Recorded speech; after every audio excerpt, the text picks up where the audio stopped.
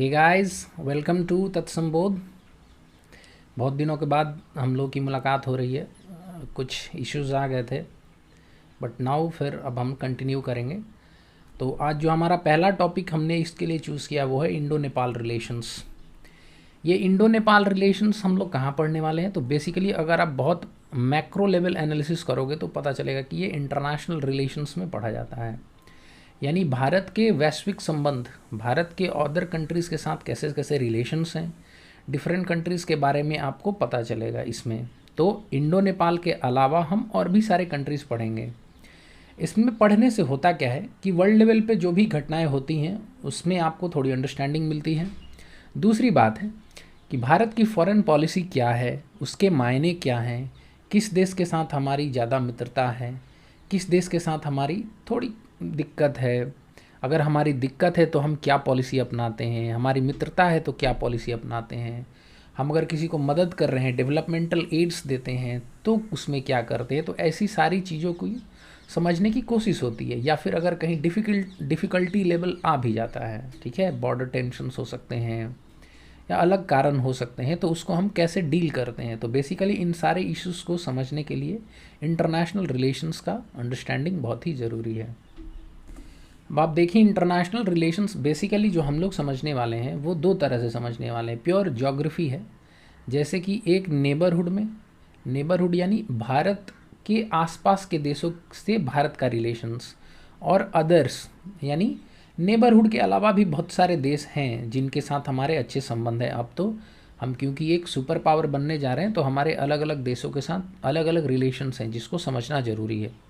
सो भारत का जो foreign policy भी है या इंटरनेशनल रिलेशंस में है वो बेसिकली आप इन दो डिवाइड्स में कर सकते हो। ओके, अब आप यहाँ पे देखिए, नेबरहुड की मैंने बात की। नेबरहुड में कौन कौन सा देश है, यहाँ से अगर आप चलेंगे वेस्टर्न बॉर्डर पे तो पाकिस्तान है, हमेशा आपको न्यूज़ में रहता है। बहुत कम लोगों को मालूम है कि अफ़गानिस्तान का भी कुछ हिस्सा भारत के बॉर्डर में मिलता है, JNK में। लेकिन ये हिस्सा अफ़गानिस्तान से हमारा ट्रेड यहाँ से क्यों नहीं होता, क्योंकि यहाँ से बहुत सारी टेरिटरी जो है, मैं किसी और मैप में अच्छे से दिखाऊंगा, पर अभी मान के चलिए कि ये वाला जो जितना हिस्सा है वो, इसी को POK कहते हैं, ये पाकिस्तान के कंट्रोल में है 1948 से ही। और यहाँ वाला जो हिस्सा है वो 1962 में चाइना ने लड़ाई में हमसे ले लिया था। पर फिर भी हमारा जो ये पूरा ओरिजिनल मैप है वो यही है। ओके, तो आप देख सकते हैं इस साइड, वेस्टर्न साइड पे दो देश हो गए, इधर चाइना हो गया, चाइना का लिखा नहीं हुआ लेकिन यहाँ तिब्बत है जिस पे चाइना का कब्जा है। फिर नेपाल, भूटान, बांग्लादेश, म्यांमार, श्रीलंका और मालदीव्स को लोग भूल जाते हैं। यहाँ ये भी एक इम्पॉर्टेंट कंट्री है जो कि, क्योंकि यहाँ पे हमारा लक्षद्वीप आइलैंड्स हैं। ओके, तो ये हमारे, जब भी आप सुनेंगे न्यूज़ में कि भारत का नेबरहुड फर्स्ट पॉलिसी है, यानी सबसे पहले हम अपने पड़ोसियों को नज़र में रखते हैं, अपने रिलेशंस में रखते हैं। ऐसा कहा भी जाता है कि आप दोस्त चेंज कर सकते हैं, पड़ोसी नहीं, इसलिए क्योंकि ज्योग्राफी फिक्स है ना, आपको कहीं से ना कहीं से इनसे तो इंगेजमेंट करना ही होगा। तो हमने जो शुरुआत भी किया है वो अपने पड़ोसी से ही किया है, नेपाल देश से किया है। ओके, यहाँ देखिए थोड़ा सा इंटरनेशनल बॉर्डर जो है ना उसके बारे में थोड़ी बहुत जानकारी दी गई है आपको।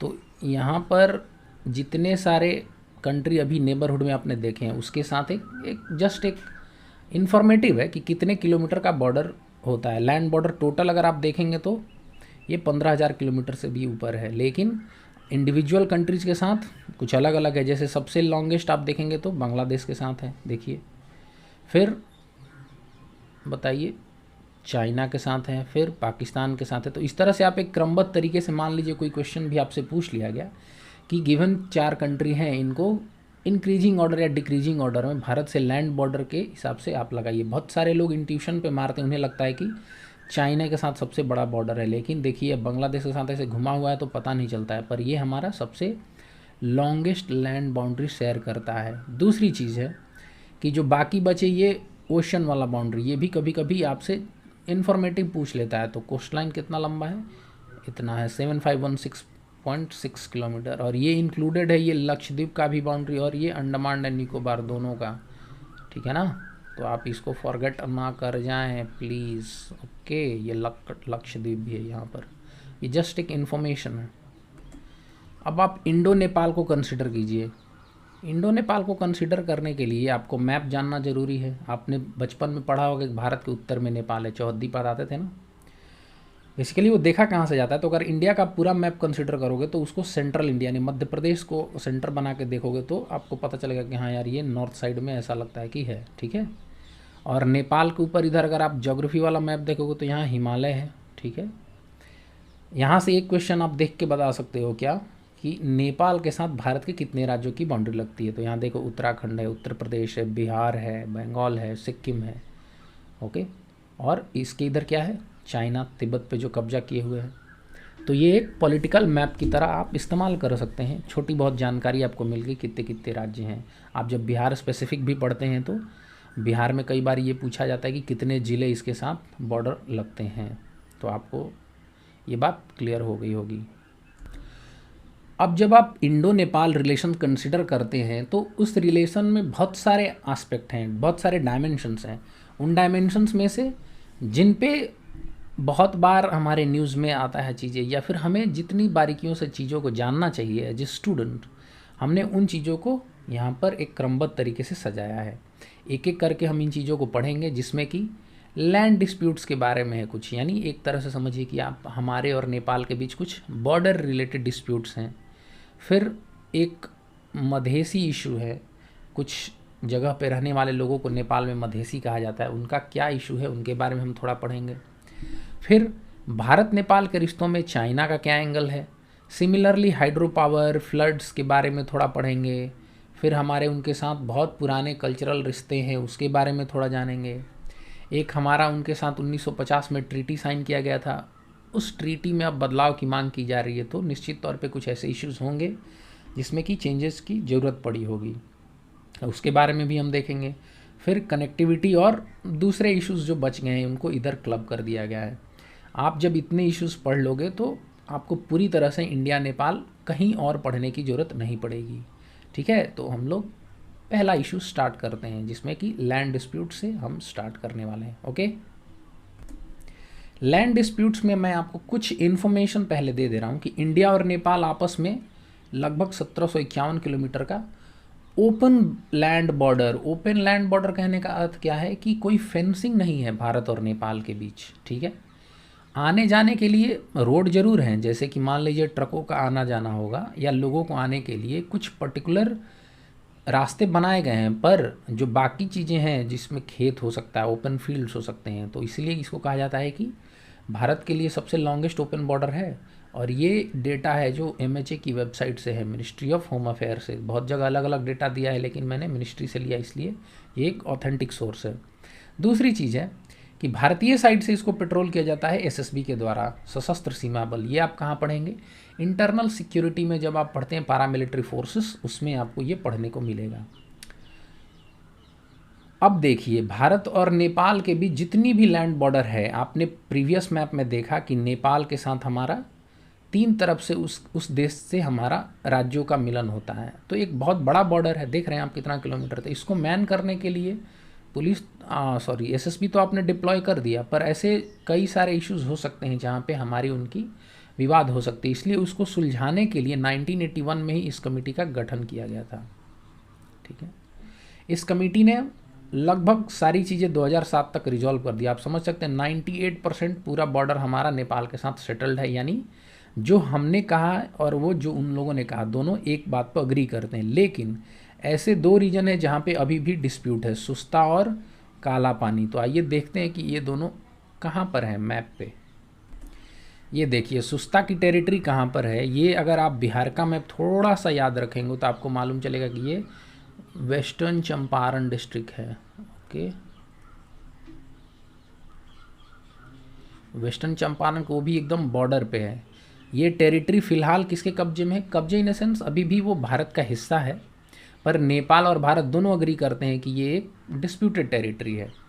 और ये कहाँ से पता चला, तो वो जो प्रीवियस स्लाइड में आपने देखा था कि 1981 में जो कमेटी बैठी थी, उन्हीं लोगों ने बताया कि सुस्ता और काला पानी, जो कि आगे देखेंगे, ये 2 चीज़ें हमारे यहाँ डिस्प्यूट का कारण है, ठीक है। अब डिस्प्यूट कब होता है, जब आप उस पार्ट को कहते हैं कि वो मेरा हिस्सा है और नेपाल कहता है कि नहीं वो मेरा हिस्सा है। तो इस वजह से डिस्प्यूट अराइज होता है। यहाँ थोड़ा उसके बारे में जानकारी है कि कहाँ पे है। हाँ, ये एक इम्पॉर्टेंट चीज़ है कि ये एक रिवर के ईस्टर्न साइड में लोकेटेड है। वो कौन सी रिवर है? गंडक रिवर। तो जब आप बिहार का ये मैप देखते हैं तो देखिए यहाँ पे ये ब्लू से बना हुआ है ना, यही गंडक नदी है। ठीक है, तो ये कभी कभी इससे रिलेटेड एक सवाल ये भी पूछा जा सकता है कि कौन से रिवर के ईस्टर्न साइड पे लोकेटेड है।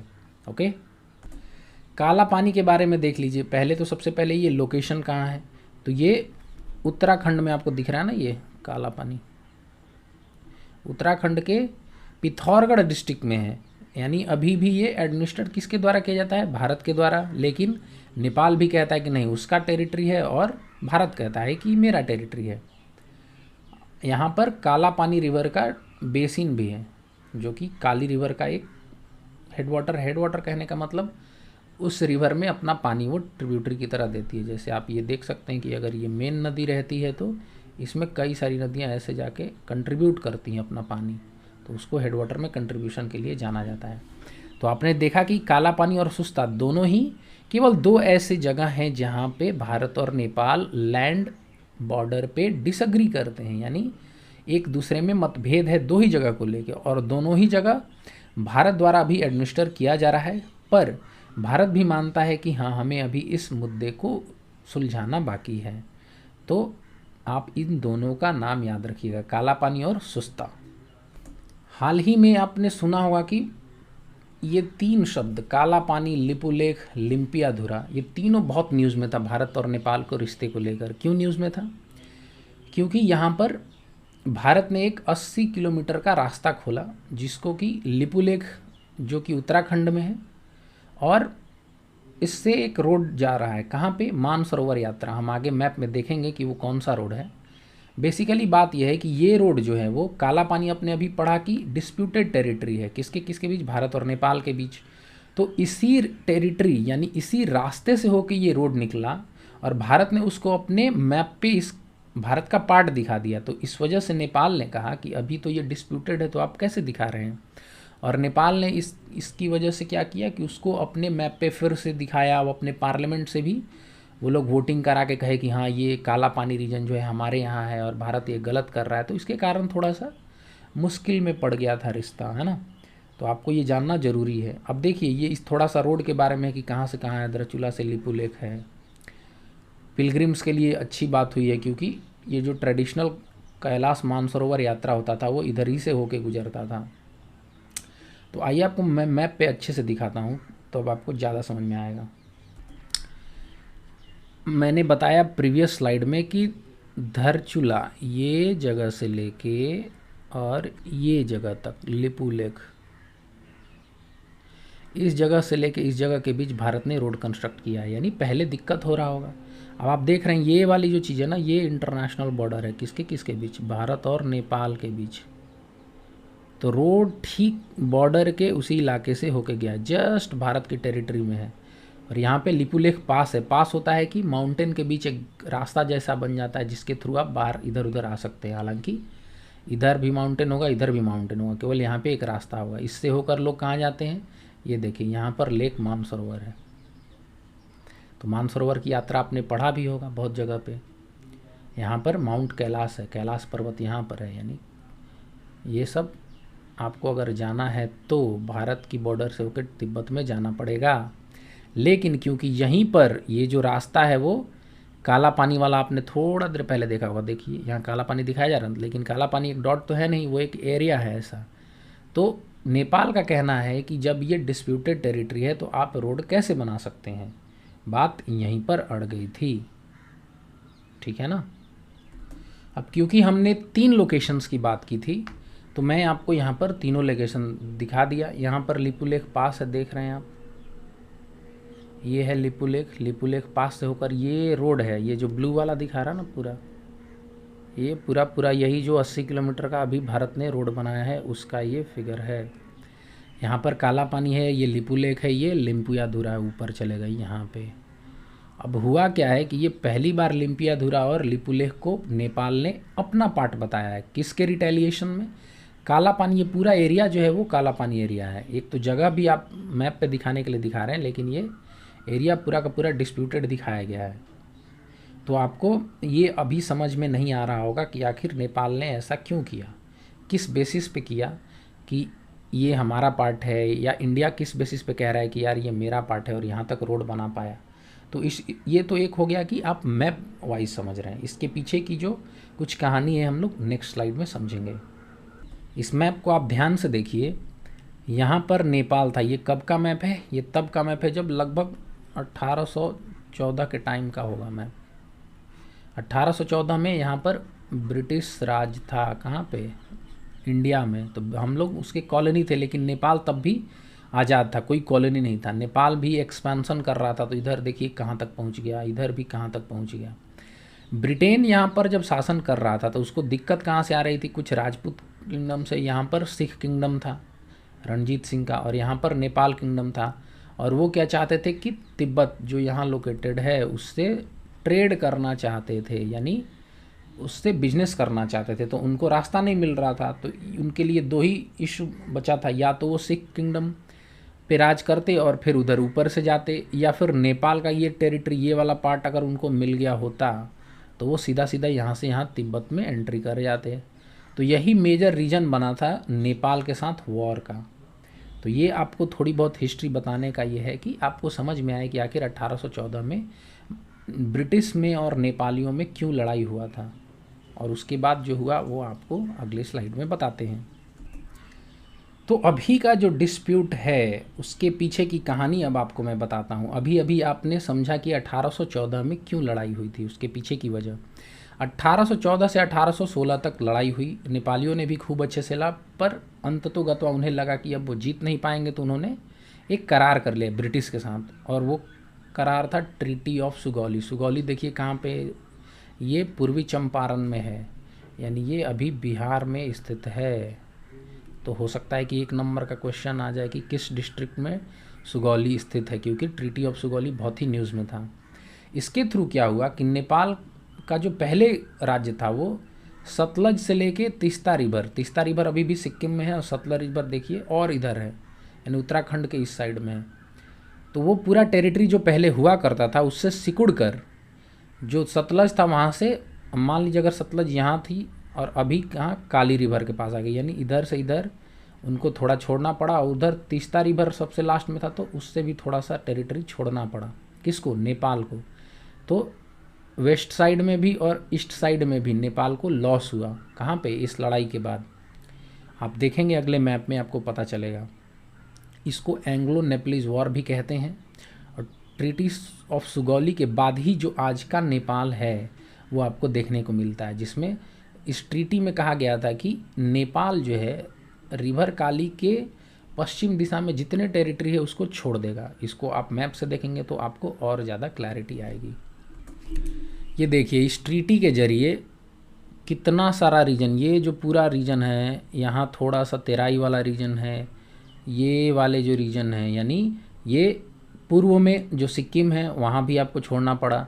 पश्चिम में ये जो गढ़वाल और कुमाऊँ जो अभी उत्तराखंड हमारा बनता है ये भी छोड़ना पड़ा, और ये थोड़ा बिहार से लगा बॉर्डर है या उत्तर प्रदेश से, उसमें भी थोड़ा बहुत आपको छोड़ना पड़ा। यानी ये सारा एरिया ये जो आप देख रहे हैं ना, ये ब्रिटिश सरकार के अंदर था। तो इन सबको देना पड़ा नेपाल को। किसको? ये देना पड़ा ब्रिटिश सरकार को। और ये जो आज का बॉर्डर है ये उसी समय का बॉर्डर तय हो गया है, यानी ट्रीटी ऑफ सुगौली ही आज के नेपाल का बॉर्डर तय करता है। अगर आप बिहार में पढ़ेंगे तो यहाँ पर मेची रिवर है, आपने सुना भी होगा कोसी मेची लिंकिंग परियोजना, और यहाँ पर काली रिवर कहा जाता है कि यहीं पर है। तो यानी ये बॉर्डर जो है हमारा काली से लेके मेची तक अब हो गया। पहले कहाँ था? यहाँ तीस्ता रिवर थी और यहाँ पे सतलज रिवर थी। तो यहाँ से लेके यहाँ तक बॉर्डर था, वो सिकुड़ के रह गया। तो आज का जो इशू है वो यहीं का इशू है। आप देखेंगे काला पानी यहाँ पर होगा। आइए हम अगले स्लाइड में इसको देखते हैं। भारत क्या कहता है, मतलब इस डिस्प्यूट में काला पानी वाला जो आपने देखा, भारत का कहना है कि 1830 के भी अगर आप रेवेन्यू रिकॉर्ड्स को उठा के देखेंगे तो वहाँ भी ये जो काला पानी वाला एरिया था ना वो पिथौरागढ़ डिस्ट्रिक्ट में ही एडमिनिस्ट्रेट किया जाता था। और क्योंकि आज भी वो हमारे यानी उत्तराखंड का पार्ट है, तो उस समय भी था, तो इतना पुराना था तो अब भी है, तो इस वजह से वो हमारा पार्ट है। दूसरी बात है, उनका कहना है कि 1870 में या उसके दशक में, 1870 से आगे शुरुआत में ब्रिटिश इंडिया रेगुलर सर्वे कराना चालू किया। किसका? मैप वगैरह का, कि हमारा देश कहाँ से कहाँ तक है। और उसके बाद का ही एक 1879 का मैप है जो दिखाता है काला पानी भारत का पार्ट है और इसलिए भारत का पार्ट होना चाहिए। एक और बात उन्होंने कहा कि 1879 के पहले क्योंकि कोई रेगुलर मैप नहीं होता था तो पहले वाले मैप्स को कंसिडर नहीं किया जाना चाहिए, जो कि नेपाल ने अपने पास रखा हुआ है। यानी नेपाल के पास कुछ और मैप है, तभी तो एक बात नहीं बन पा रही है। तो आइए हम नेपाल का पोजीशन देखते हैं। सॉरी, भारत के पोजीशन में ही एक दो बातें और रह गई थी। भारत का एक और भी कहना है कि 1950 से लेके 1998 तक नेपाल ने इस इशू को रेज नहीं किया, जबकि काला पानी भारत के द्वारा एडमिनिस्ट्रेट किया जा रहा था। तो ये भी एक बड़ा रीज़न है कि अब आप नया डोमेस्टिक इश्यूज़ के चलते आप ऐसा कर रहे हैं, या फिर कोई कह सकता है कि चाइना की वजह से भी आप कर सकते हैं क्योंकि वहाँ कम्युनिस्ट गवर्नमेंट है। दूसरी चीज़ है कि 1962 में ही नेपाल ने बिल्कुल भी इस इशू को रेज नहीं किया, क्योंकि चलो काला पानी माना तो जाता था कि इंडिया का है, लेकिन बहुत हाई ऑल्टीट्यूड पे है तो वहाँ पे मैन करना आसान नहीं था। लेकिन 1962 की लड़ाई में भारत के वहाँ पे मिलिट्री वहाँ चली भी गई तो भी नेपाल ने कुछ नहीं कहा। इसका मतलब ये है कि आप उतने समय तक चुप रहे, तब आप अब भी चुप रहिए। ये एक बहुत ही अथॉरिटेटिव स्टेटमेंट है, पर फिर भी जब आप ऐसा नहीं करते हैं तो लोग तो कहेंगे ही। आप शुरू में नहीं बोलेंगे। ये एक पॉलिटिकल साइंटिस्ट हैं जो इस बारे में लिखे भी है, ये कोई हमारा अपना व्यू नहीं है, पर फिर भी भारत इन चीज़ों को रखता है अपने तर्क में। नेपाल का कहना है कि रिवर काली को ही इंटरनेशनल बाउंड्री मानना चाहिए, जो कि 1816 के ट्रीटी ऑफ सुगौली में कहा गया है। और उनका कहना है क्योंकि सुगौली ट्रीटी में कोई मैप अटैच नहीं किया गया था, दोनों साइड ने जब साइन किया था, तो कैसे पता चलेगा कि कौन सा होगा। तो इसके लिए आपको करना क्या चाहिए कि उस वर्ष यानी 1816 के टाइम पे उस समय का जो मैप था वो मैप आप निकाल कर देखिए और उसमें देखिए कि काली रिवर कहाँ से शुरू होती है, ओरिजिन, और तभी तो ये सर्टेन होगा। और उनका कहना है कि ये लिम्पियाधुरा पास के से निकलती है रिवर, और इसलिए हमारे को मिलना चाहिए, जो अभी डिस्प्यूटेड टेरिटरी है। बेसिकली बात ये है कि हुआ ये कि रिवर है ये, और उसके कुछ हेडवाटर्स जो आपने पहले भी पढ़ा है कि इनका भी पानी इसी रिवर में आता है और ये फिर जाके इधर नदी बहती है। ठीक है। नेपाल का कहना है कि ये लिम्पियाधुरा पास यहाँ है, और वो कब के मैप में बता रहा है? 1857 से पहले सारे मैप में दिखाया गया है कि यही ओरिजिन है।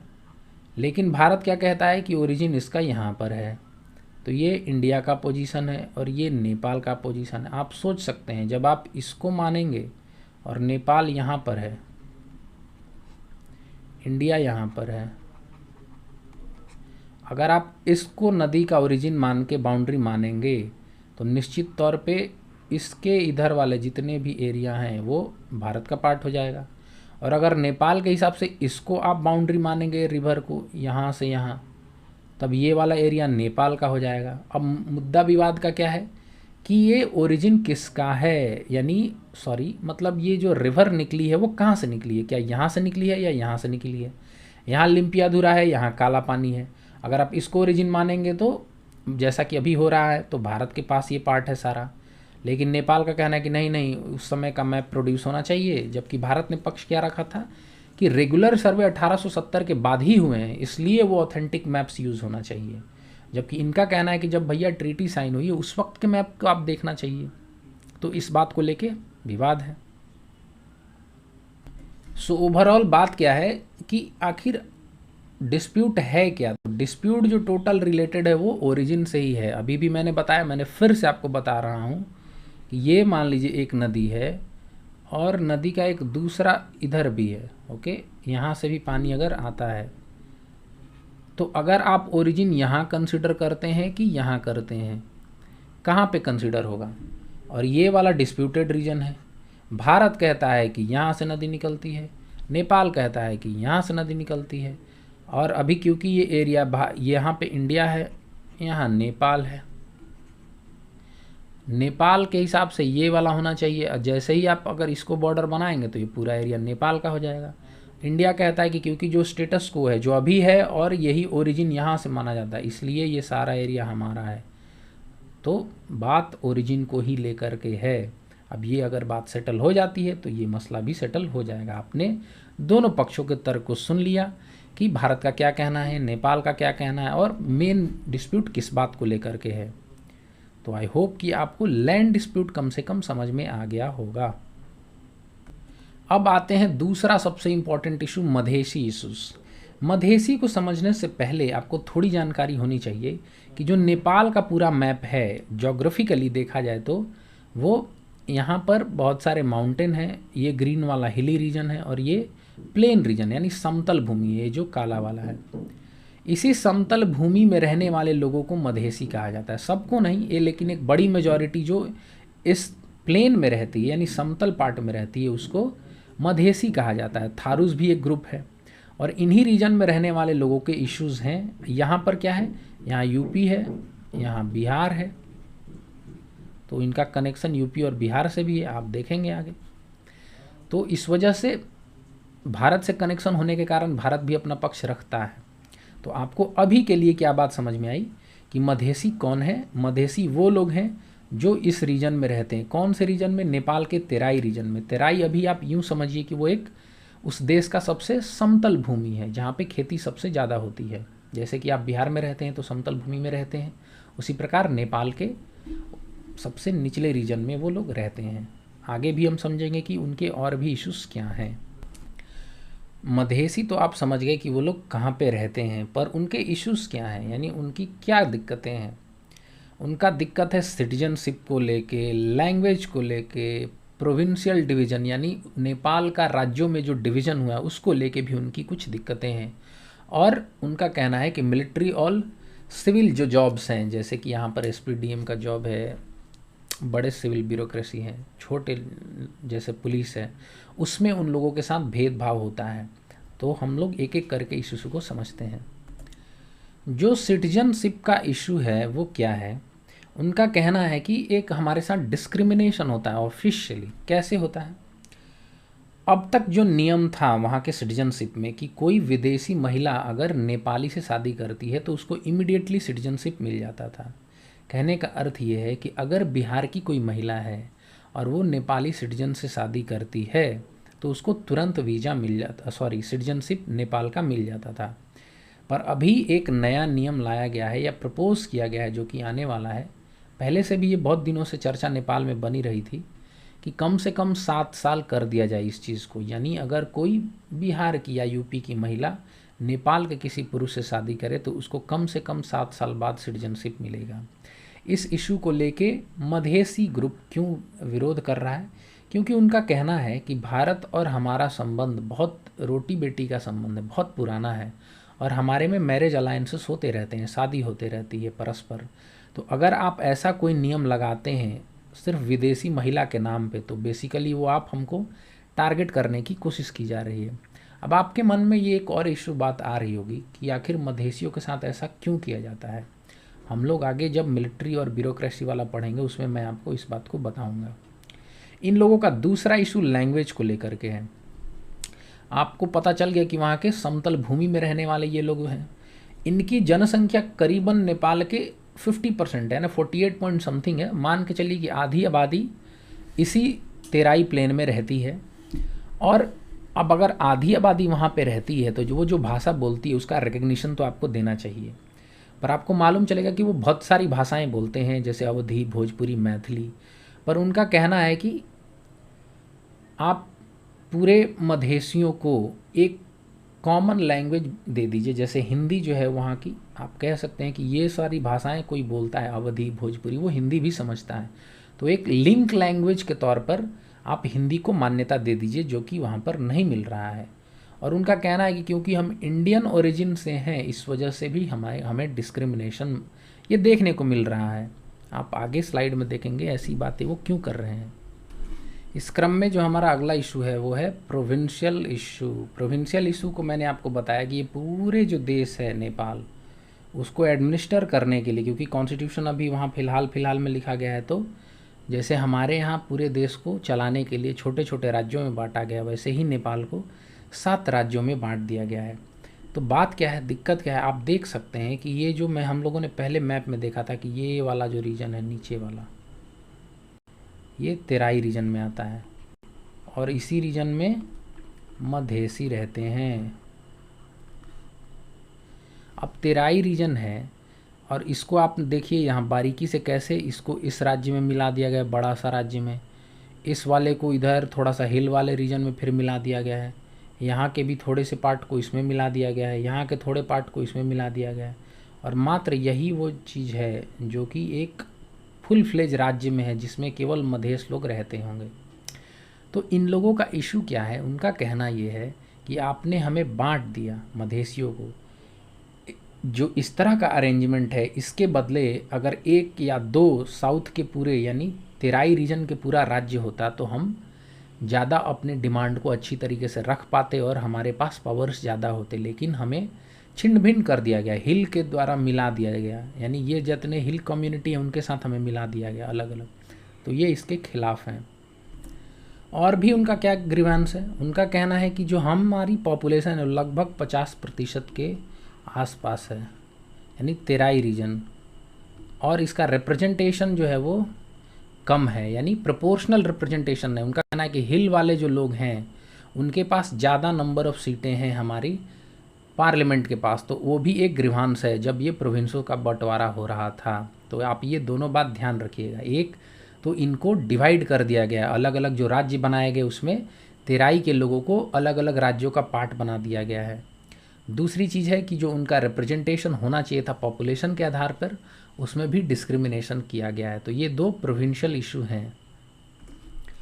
जो सिविल और मिलिट्री ब्यूरोक्रेसी में उनका कहना है कि हमारे साथ डिस्क्रिमिनेशन होता है, यानी सरकारी नौकरियों में वो कहते हैं कि हमारा भारतीय ओरिजिन होने के साथ मतलब भारत के हैं हम लोग, इसीलिए हमारे साथ इस तरह का दुर्व्यवहार किया जाता है। और भी अगर हिस्टोरिकली देखा जाए तो ये लोग हमेशा से ह्यूमिलेट होते आए हैं। ऐसा क्यों है, क्योंकि ये पार्ट एक समय भारत का पार्ट था और उसको फिर ब्रिटिशर्स ने, क्योंकि 1857 में, बेसिकली 1857 में ही, थोड़ी बहुत ट्रीटी ऑफ सुगौली में भी 1857 के विद्रोह को सप्रेस करने में इन लोगों ने ब्रिटिश गवर्नमेंट का साथ दिया था। तो नेपाल को उसके सहायता के लिए तेराई वाले रीजन जहाँ पे अभी आप मधेसी ग्रुप देखते हैं वो नेपाल को दे दिया गया। और नेपाल में 240 साल लगभग राजा का शासन रहा था। तो वो लोग हमेशा से इस रीजन में रहने वाले लोगों पर एक शक की निगाह से देखते थे और उनको डिस्क्रिमिनेट किया जाता था, छोटे छोटे काम दिया जाता था। आप एक तरह से और समझ सकते हैं कि हर सोसाइटी का अपना एक लेयरिंग होता है। लेयरिंग इन सेंस स्ट्रेटिफिकेशन, यानी कहने का अर्थ है जैसे भारत में वर्ण सिस्टम और कास्ट सिस्टम था, उसी प्रकार से नेपाल की भी सोसाइटी में ऐसी चीज़ें हैं। हमारे यहाँ भी आप जब देखते होंगे पुराने ज़माने में, अभी तो ये सिस्टम नहीं होना चाहिए, पर पुराने ज़माने में क्या होता था कि कुछ पर्टिकुलर कास्ट या वर्ग के लोगों को निचला काम दिया जाता, जो सबसे समाज का ख़राब काम हो, सबसे दिमाग कम लगाया जाता हो, जहाँ पे गेटवाइज किया जाता हो, आपको उतना ज़्यादा सम्मान नहीं मिलता हो। वही चीज़ नेपाल में मधेसियों के साथ हो रहा है। और क्योंकि अब मॉडर्न डे कॉन्स्टिट्यूशन जब आप अपनाते हैं तो सबको बराबरी का अधिकार मिलना चाहिए और बेसिकली ये फ़ाइट बराबरी की ही है। तो जो मधेसियों की लड़ाई नेपाल में है, आप उसको ST SC और दलित समूह जो है वो भारत में जो लड़ाई करता है, बहुत हद तक आप उससे रिलेट कर सकते हैं।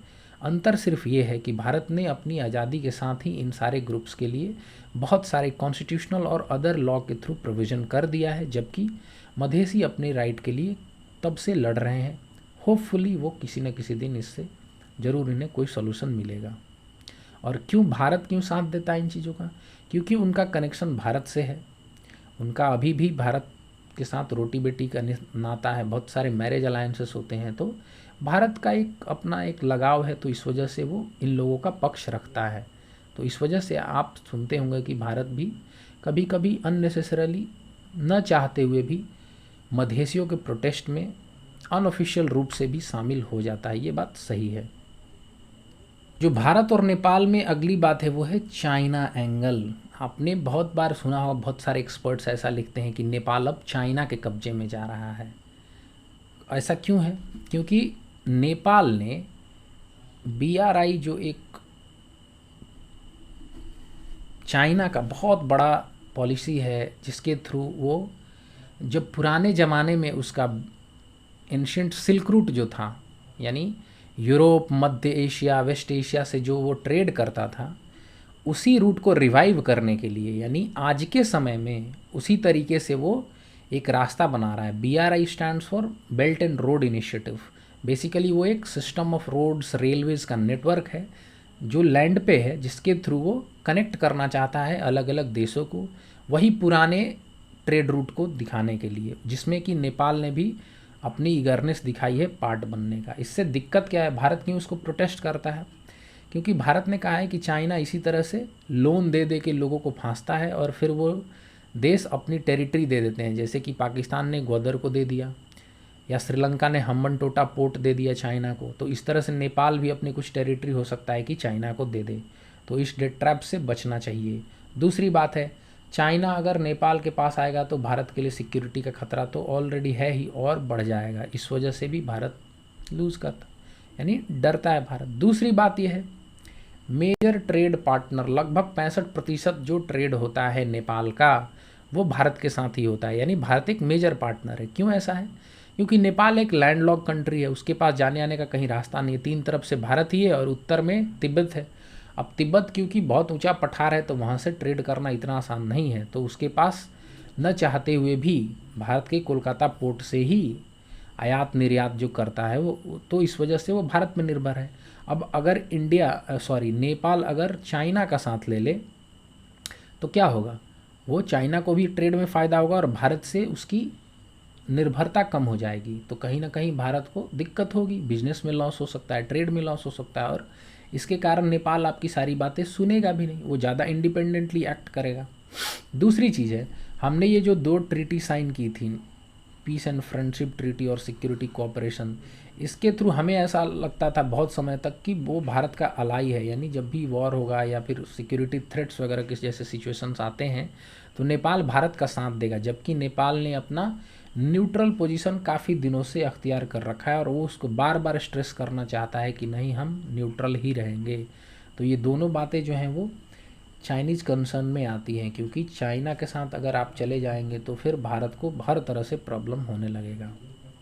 जो हम लोगों ने पहले बात की वो लगभग नेगेटिव सेंस में थी, नेगेटिव इन अ सेंस जो हमारे लिए खतरा है इंडिया के पर्सपेक्टिव से। लेकिन कुछ अच्छी भी बातें हो सकती हैं अगर नेपाल चाइना करीब आते हैं। क्या हो सकती हैं?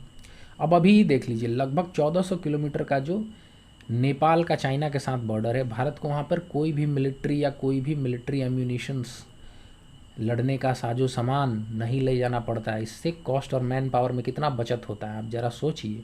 जो रेस्ट ऑफ द बॉर्डर है, अभी जो लद्दाख में स्टैंड ऑफ हुआ, कुछ दिन पहले डोकलाम में हुआ था, तो इतना हाइटेंड मैन पावर होगा तो आर्मी को भी डिप्लॉय करना पड़ेगा। तो अच्छा है कि नेपाल खुद से अपने सिक्योरिटी चीज़ें मैनेज करे। दूसरी चीज़ है, जब नेपाल चाइना के साथ अच्छे से डील करेगा तो उसको भी पता चलेगा कि चाइना का एग्रेसिव पॉलिसी कैसा है, और जो भी इंटरनेशनल फोरम्स हैं जैसे यूनाइटेड नेशंस हो गया, वहाँ पे भारत जब पक्ष रखता है कि चाइना इस तरह से बिहेव करता है तो उसके बात को समझने वाला एक और देश खड़ा रहेगा, नेपाल। क्योंकि आज नहीं तो कल नेपाल को भी जो स्थिति भारत को झेलनी पड़ रही है वो उसको भी झेलना पड़ेगा, क्योंकि चाइना तो अपना अग्रेसिव पॉलिसी नहीं छोड़ सकता। तो ये 2 बातें ऐसी हैं जो अच्छी भी हैं अगर नेपाल इंडिपेंडेंटली डील करता है। और वैसे भी भारत आगे आप पढ़ेंगे कि पंचशील का सिद्धांत है कि दूसरे देशों के इंटरनल अफेयर्स में भारत कभी भी हस्तक्षेप नहीं करता, दूसरे देश के सोवेरेंटी और टेरिटोरियल इंटेग्रिटी को बहुत ही ज़्यादा रिस्पेक्ट करता है। यानी नेपाल अपने इश्यूज़ खुद मैनेज करे और वो नेपाल को कोई छोटा भाई नहीं समझेगा। नेपाल एक कंट्री है, भले ही छोटा है, पर हम बराबर का सम्मान उनको देंगे। तो इस वजह से ये बात अच्छी भी है।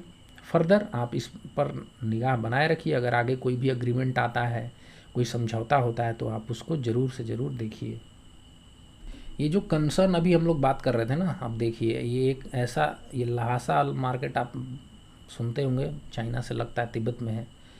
जिगाजे तक उन लोगों ने रेलवे लाइन बना लिया है और ये सब प्रपोज्ड है कि यहाँ से यहाँ आएंगे कुरुंग, फिर काठमांडू, फिर लुम्बिनी तक, यानी बिहार तक के ठीक बॉर्डर तक आ जाएंगे, बिहार यूपी के बॉर्डर तक। तो कंसर्न क्या है कि यहाँ से अब रेलवे लाइन जब चालू होगा तो ट्रेड करने में 10 दिन, ऐसे कई सारे एस्टिमेट है कि इंपोर्ट एक्सपोर्ट जो होगा चाइना के पोर्ट से वो 10 दिन में नेपाल की टेरिटरी में आ जाएगा, जबकि अभी उसको भारत के कोलकाता के पोर्ट से लगभग 35 दिन लगते हैं। तो आप देख सकते हैं ट्रेड में कितना इनएफिशिएंट भारत है लॉजिस्टिक्स में। ये भी एक कंप्लेंट रहता है नेपालियों का कि आपने हमें सही फैसिलिटी नहीं किया, इसलिए हम चाइना के पास जा रहे हैं। दूसरी बात है, चाइना का तो वैसे भी मार्केट ज़्यादा बड़ा है इंडिया से, और वेरिड भी है, डाइवर्स भी है और बड़ा भी है। तो हो सकता है कि नेपाल को और भी तरीके से फ़ायदा हो। दूसरी बात, भारत को क्या घाटा होगा? जो भी बिजनेस हाउसेस हैं जो इसका फ़ायदा उठा रहे हैं उनको घाटा होगा, बहुत सारे ट्रेडर्स को घाटा हो सकता है। तो इस वजह से ये कंसर्न भी वाजिब है, किसके? ट्रेड एंड कॉमर्स की दृष्टि से।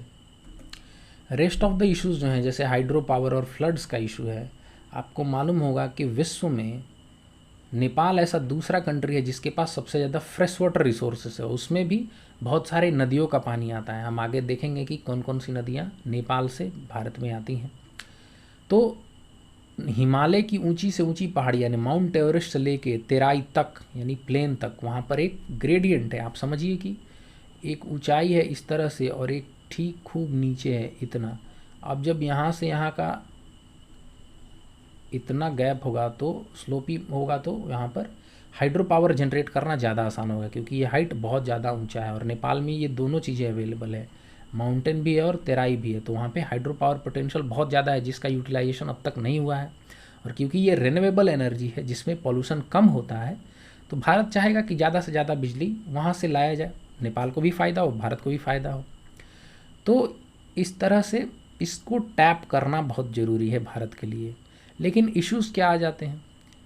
अब जैसे देखिए, हमारे यहाँ अभी हाल में अरुण 3 प्रोजेक्ट, यानी अरुण एक रिवर है जिसमें उसका तीसरा फेज लॉन्च कर दिया गया है। पंचेश्वर है मल्टीपर्पज़, जो कि 20 साल से लगभग ये महाकाली रिवर पर प्रपोज किया गया, लेकिन अभी भी फ्रक्टिफाई नहीं किया गया। इसको करना चाहिए। अब आप नहीं करेंगे तो क्या होगा? नेपाल की निर्भरता दूसरे देशों पे हो जाएगी, और वो वाजिब सी बात है, दूसरा कोई देश है नहीं, चाइना ही है। तो बैलेंस नेपाल भी कर सकता है इस एरिया में। तो भारत को थोड़ा प्रॉम्प्टली एक्ट करना चाहिए, क्योंकि प्रॉब्लमेटिक एरिया है क्या, डिले हो जाता है बहुत सारा। आप देखिए पंचेश्वर 20 साल से लटका हुआ है। तो होता क्या है कि नेपाल की वहाँ पे डोमेस्टिक पॉलिटिक्स चालू हो जाती है कि भारत जो है ना जानबूझ के लेट कर रहा है, क्योंकि पैसा एस्केलेट हो जाए और भारत को फ़ायदा हो, क्योंकि प्राइस राइज तो होगा ना। जो सीमेंट छड़ का दाम आज होगा 20 साल के बाद होगा तो बढ़ेगा ही।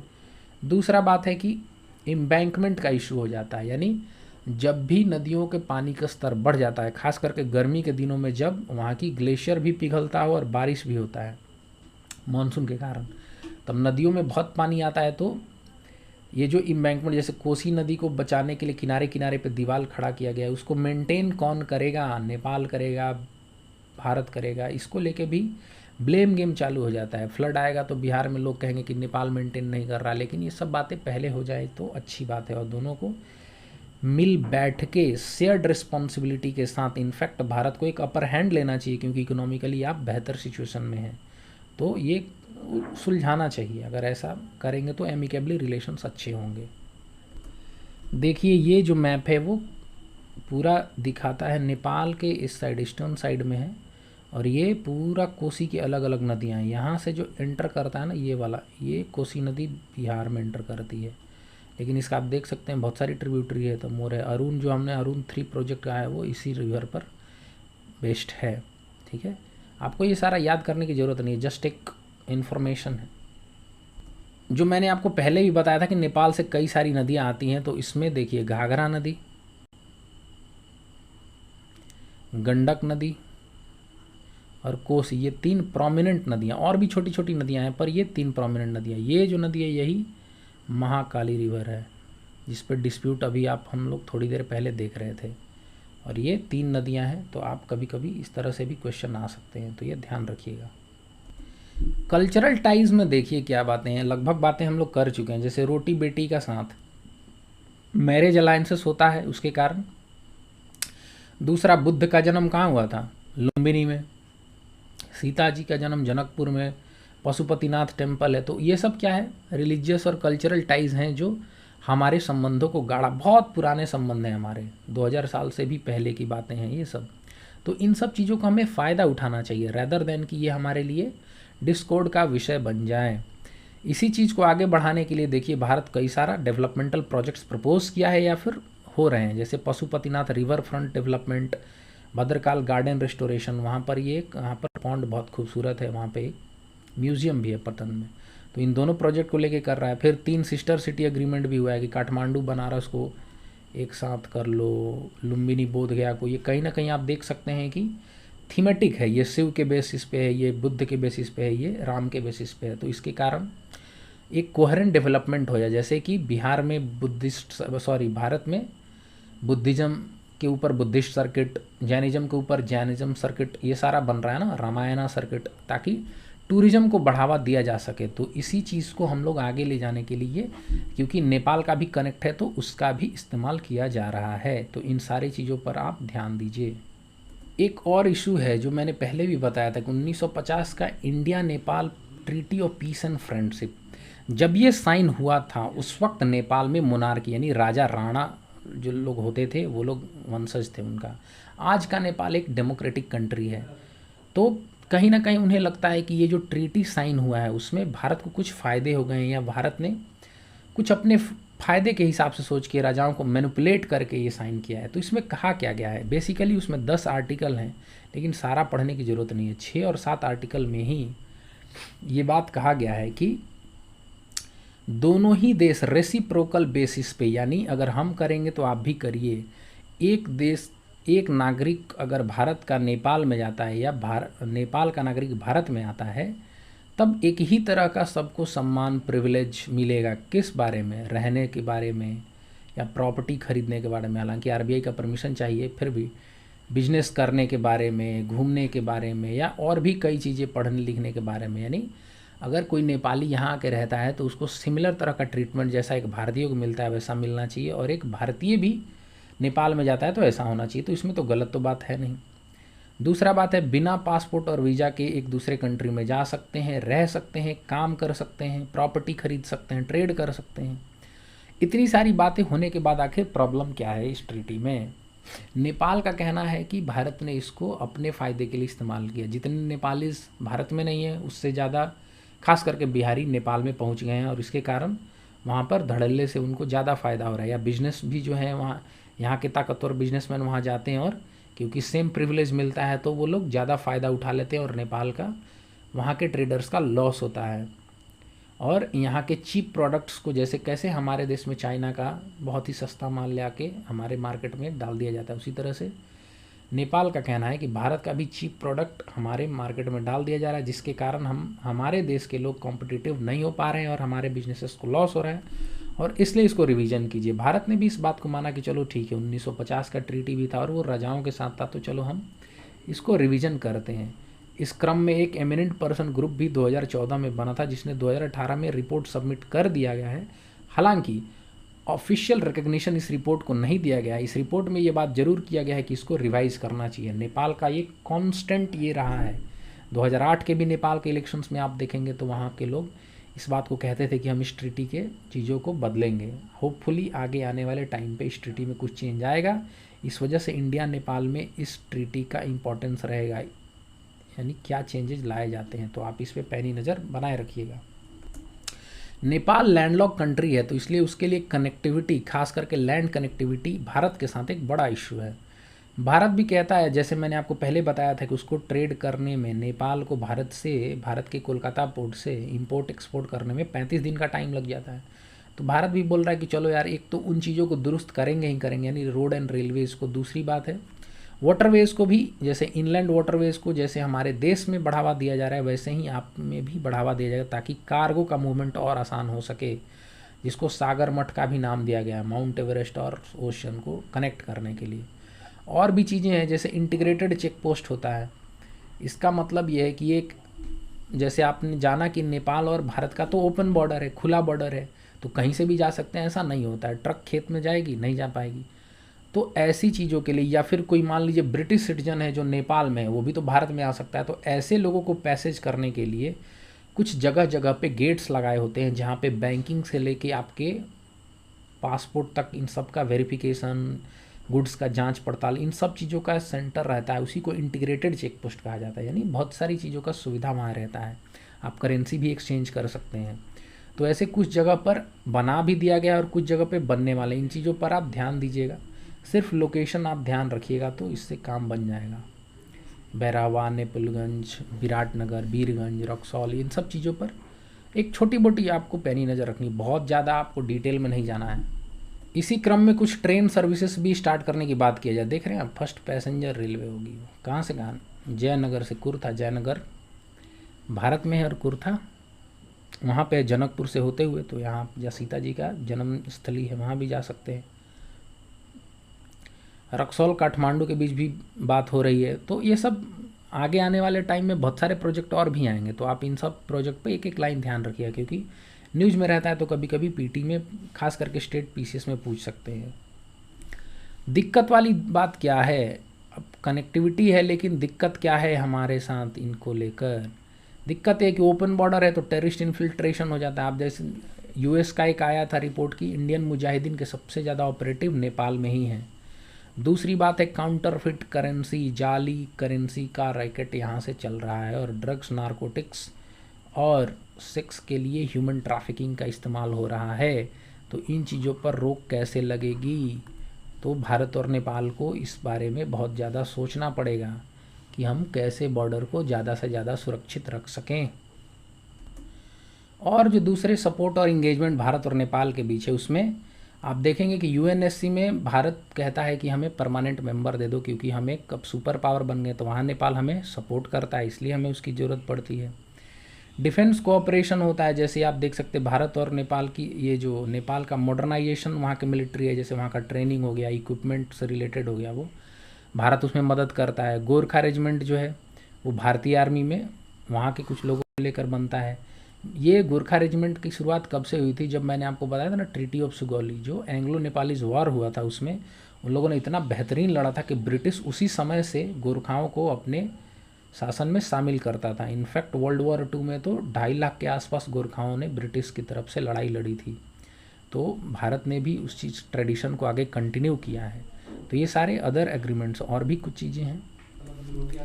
जो दूसरी तरफ है, आप देख सकते हैं कि इंगेजमेंट एक सूर्यकिरण एक्सरसाइज भी होता है 2011 से कंटिन्यू, और जॉइंट मिलिट्री एक्सरसाइज है जो वो लोग करते हैं। फिर और दूसरे प्रोजेक्ट्स हैं जिसमें कि आप पेट्रोलियम प्रोडक्ट्स को लेकर जो पाइपलाइन बिछाया जा रहा है मोतिहारी से अमलेखागंज, नए पाइपलाइन जो सिलीगुड़ी से झापा किया जा रहा है, ये सारे इश्यूज़ को आप देख सकते हैं।